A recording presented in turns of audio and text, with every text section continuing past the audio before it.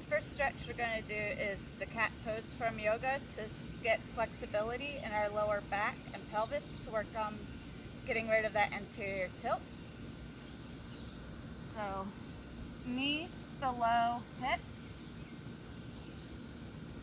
hands below shoulders, and you're going to do a breath out as you draw your belly button up to your spine and think about tucking that pelvis.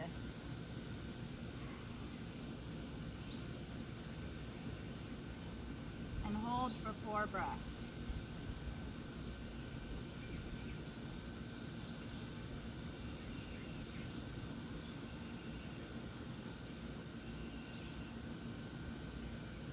And you'll do that 3 to 4 times.